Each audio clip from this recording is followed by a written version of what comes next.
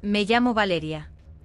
Tengo 31 años y vivo sola en un pequeño apartamento antiguo en el barrio de Lavapiés, en Madrid. Por las tardes, cuando la luz del sol comienza a colarse entre las cortinas, el silencio se vuelve casi sagrado, como si la ciudad entera respirara conmigo. En esos momentos, el único sonido que acompaña mi existencia es el suave respiro de Leo, mi perro, un setter inglés de pelaje canela y mirada sabia que adopté hace ya 3 años. No es solo una mascota, es mi compañero, mi confidente, el guardián silencioso de mis días buenos, y de los otros. Después de una relación que me rompió el alma y me hizo desconfiar incluso de mí misma, pensé que el amor ya no era algo para mí. Pero con Leo encontré algo distinto, algo más sereno, más honesto. A veces me sorprendo hablando con él como si pudiera responderme. Y aunque no dice palabra, su mirada parece comprender todo lo que callo. Sin embargo, hace unos días, durante una noche particularmente fría y solitaria, algo cambió. Fue apenas un instante, una sensación que me descolocó. Desde entonces no puedo dejar de pensar en lo que pasó, ni en lo que podría significar. Desde aquella noche extraña en la que sentí algo que no supe explicar, mi mente ha estado más inquieta que de costumbre. No era miedo exactamente, tampoco deseo. Era una mezcla sutil, como una grieta diminuta que se abre en una pared silenciosa. Y cuando algo se quiebra, por pequeño que sea, el eco se propaga hacia dentro. Empecé a recordar cosas que creía olvidadas, memorias polvorientas de una infancia que parecía enterrada. Cerraba los ojos y volvía a aquella casa en las afueras de Valencia, donde crecí entre campos de naranjos y tardes eternas de verano. Mi padre, Mateo, era un hombre de pocas palabras y muchas normas. Regía nuestra vida como si fuera una pieza de alfarería, con precisión, con estructura, sin margen para el caos. Me enseñó que sentir demasiado era peligroso, que llorar era perder el control. A veces, lo veía modelar jarrones hasta la madrugada, concentrado, como si cada curva del barro fuera una forma de contener su propio silencio. En cambio, mi madre, Isabel, era todo lo contrario. Se sentaba junto al fuego en invierno y me contaba historias de amor imposibles, de mujeres que esperaban toda la vida por una carta o una mirada. Me hablaba de almas que se reconocían con solo cruzarse en la calle, de casualidades que cambiaban destinos. Yo la escuchaba con los ojos abiertos como platos, creyendo que algún día me pasaría lo mismo. Y quizás, en algún momento, lo creí. Quizás por eso me entregué tan completamente a Adrián, el primer hombre que me hizo sentir vista. Tenía 23 años cuando lo conocí, y durante un tiempo creí que con él todo tenía sentido. Pero las cosas hermosas también se rompen. Al final descubrí que su dulzura escondía un orgullo frío, que sus promesas eran castillos de aire. Me dejó un domingo por la mañana con una nota breve en la mesa: lo intenté, pero no sé quererte como tú necesitas. Desde entonces, algo se cerró en mí. Me volví más cuidadosa, más callada. Me mudé a Madrid, buscando comenzar de nuevo, y adopté a Leo como quien adopta un ancla en medio de un mar revuelto. Durante años me convencí de que había encontrado la paz. Pero ahora, después de esa noche, una pregunta me ronda sin tregua: ¿y si todo este tiempo solo estuve escondiéndome? ¿Y si el silencio que construí no era hogar, sino trinchera? La mirada de Leo me sigue a todas partes. A veces lo encuentro observándome como si pudiera ver a través de mí, como si supiera algo que yo misma aún no comprendo. Esta mañana, mientras tomaba café frente a la ventana, el cielo gris de Madrid se abrió brevemente y un rayo de sol cayó justo sobre él. Leo levantó la cabeza y me miró con esa expresión suya, tranquila pero profunda. Sentí una punzada en el pecho, como si algo viejo, algo dormido, comenzara a agitarse en mi interior. Y por primera vez en mucho tiempo tuve miedo, pero también curiosidad. ¿Qué estaba despertando en mí? Hay días en los que el pasado no solo regresa, sino que se instala en casa como un huésped que no piensa irse. Esta semana ha sido así. He vuelto a soñar con Adrián. No con los momentos malos, sino con los inicios, con esa versión suya que me hizo creer que había encontrado el amor que mi madre describía en sus historias. Tenía una sonrisa que desarmaba, unos gestos atentos, una voz baja que se volvía murmullo cuando me hablaba al oído. Nos conocimos en una exposición de diseño. Yo aún no tenía claro qué rumbo tomar con mi carrera, pero él sí. Todo en Adrián parecía definido, seguro, estructurado. Era como una brújula cuando yo andaba sin mapa. Me sedujo su seguridad, su mundo ordenado, su aparente estabilidad. Lo nuestro fue intenso desde el principio. Vivíamos como si no hubiera un mañana, como si el amor pudiera con todo. Pero con el tiempo empecé a notar que esa seguridad suya no era tan sólida como parecía. Tenía una forma sutil de hacerme sentir pequeña, como si mis emociones fueran siempre demasiado. No seas tan dramática, Valeria, me decía cada vez que lloraba. Comenzó a retirarse lentamente con gestos que apenas se notaban, menos mensajes, menos caricias, menos presencia. Hasta que un día simplemente no volvió. La nota que dejó fue breve, seca, casi cobarde. La releí tantas veces que aún recuerdo la caligrafía, recta, casi clínica. Me dolió más la forma que el contenido. No hubo conversación, ni disculpas, ni cierre. Solo ausencia. Durante meses me culpé. Me dije que había esperado demasiado, que tal vez lo sofocaba. Pero en el fondo sabía que no era eso. Él simplemente no sabía quedarse. Y yo no sabía soltar. Cuando adopté a Leo fue como llenar ese espacio vacío con algo que no podía irse de la noche a la mañana. Al menos, eso pensé. Pero esta semana, tras los sueños y los recuerdos, algo se ha movido dentro de mí. Anoche, sin saber muy bien por qué, abrí una caja vieja que guardo en el armario del dormitorio. Allí estaba todo, fotos, cartas, una entrada de cine rota, un perfume que aún conservaba su aroma tenue.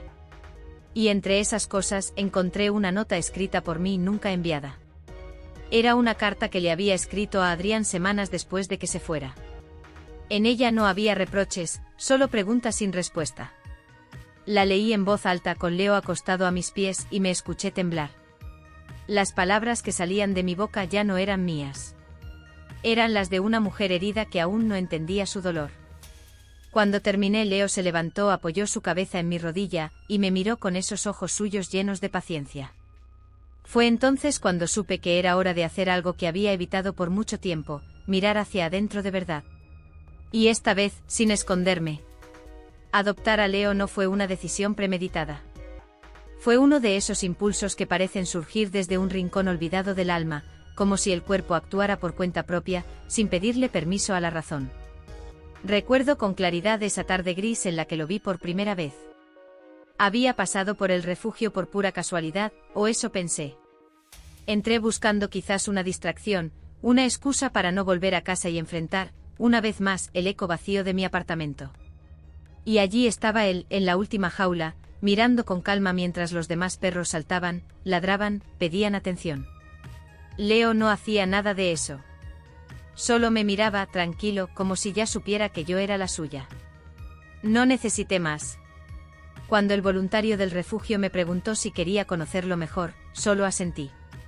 Al acercarme, Leo apoyó su cabeza contra la reja, en un gesto tan simple y a la vez tan profundamente tierno que sentí un nudo en la garganta. Era como si me dijera, no tienes que hablar. Ya entiendo. Desde ese día, no nos hemos separado. Al principio su presencia fue práctica. Me obligaba a salir, a caminar, a estructurar el día. Pero con el tiempo su compañía se volvió otra cosa. Leo no hablaba, claro, pero su manera de estar, de acercarse cuando sentía que me perdía en mis pensamientos, de quedarse a mi lado cuando no quería hablar con nadie, era más elocuente que cualquier palabra. Algunas noches, cuando me despertaba agitada por sueños del pasado o por el simple peso de la soledad, él ya estaba allí, acostado junto a mi cama, respirando con ese ritmo pausado que me anclaba al presente. Era como si su sola existencia me recordara que aún quedaba algo cálido, algo vivo, en un mundo que muchas veces se sentía helado. Poco a poco empecé a hablarle. Primero en voz baja, luego como si pudiera entenderlo todo. Le contaba mis dudas, mis recuerdos, incluso mis miedos más íntimos. Y aunque sabía que no iba a responder, su silencio era distinto al de los humanos, no juzgaba, no interrumpía, no minimizaba. Solo escuchaba. Y en esa escucha muda, empecé a sanar. Pero hace unos días ocurrió algo que me removió entera. Volví de una reunión particularmente agotadora, emocionalmente drenada, y me derrumbé en el sofá con lágrimas que no podía controlar. Leo se acercó como siempre, pero esa vez se quedó mirándome fijo, con una intensidad que nunca había sentido antes. Apoyó su hocico en mi pecho justo sobre el corazón, y me miró largo rato. Sentí una descarga, un temblor en lo más profundo. No era solo ternura. Era algo más, algo que no supe nombrar, pero que encendió una pregunta que aún no puedo soltar: ¿y si Leo llegó a mi vida no solo para acompañarme, sino para transformarla? Después de aquella noche en la que Leo apoyó su hocico sobre mi pecho como si quisiera escuchar los latidos que ni yo entendía, algo cambió. No fue un giro drástico, no hubo un antes y un después claro. Fue más bien una transformación silenciosa, como las estaciones que cambian sin que lo notemos hasta que un día miramos por la ventana y nos damos cuenta de que el aire huele distinto. Nuestra rutina, que antes me parecía monótona pero segura, comenzó a adquirir un significado nuevo.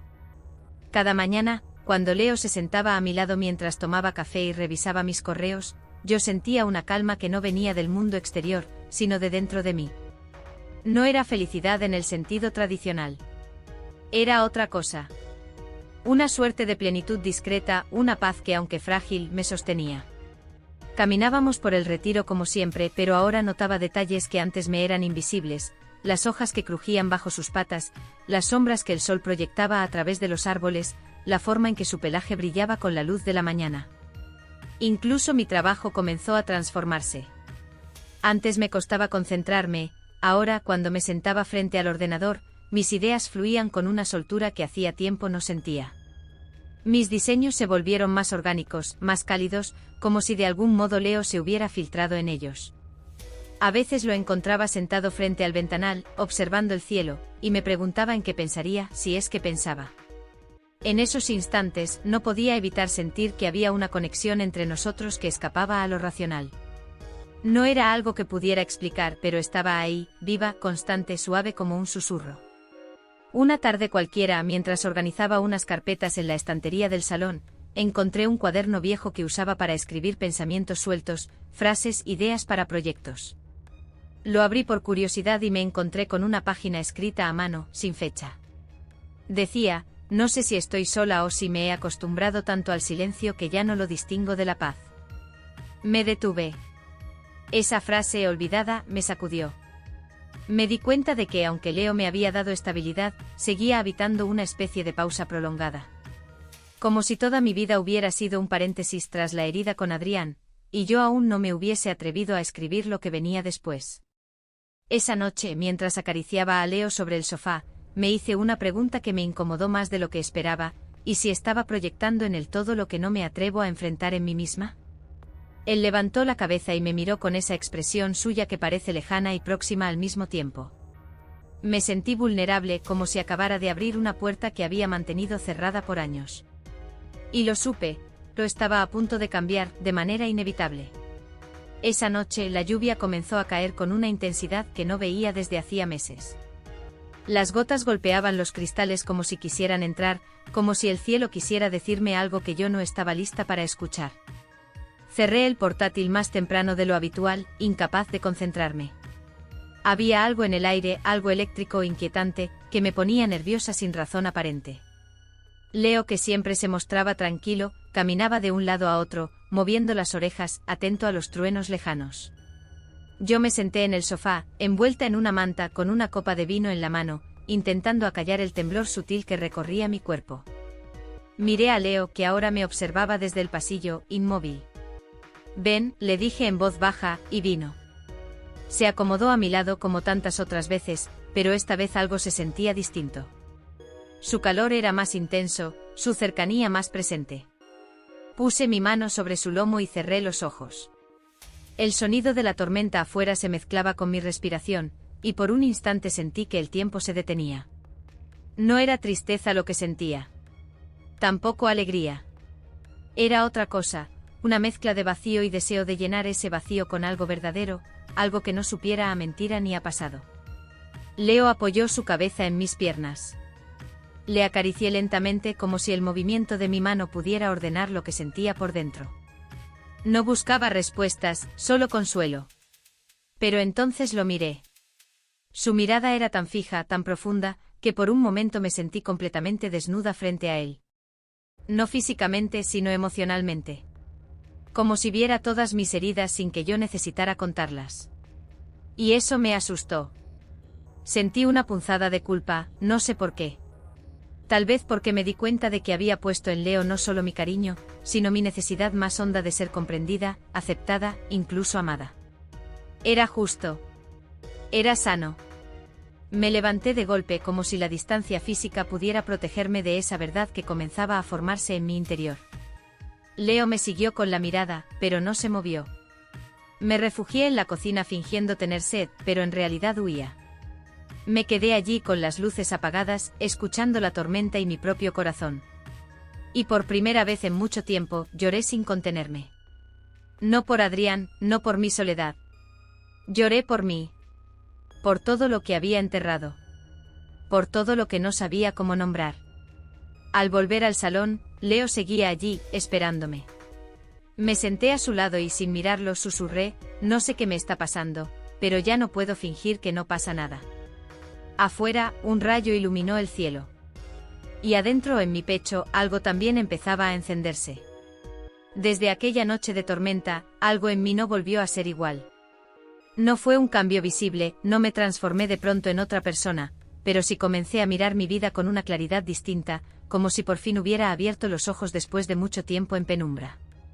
Durante días todo me parecía más nítido, incluso lo que dolía. Y entre todas las cosas que volví a mirar con otros ojos, lo primero fue mi manera de entender el amor. Me di cuenta de que durante años lo había idealizado, persiguiendo versiones aprendidas de novelas, películas y las historias de mi madre. Había creído que el amor tenía que ser grandioso, romántico, apasionado, lleno de gestos visibles y palabras memorables. Y al no encontrar eso en el mundo real, me fui cerrando.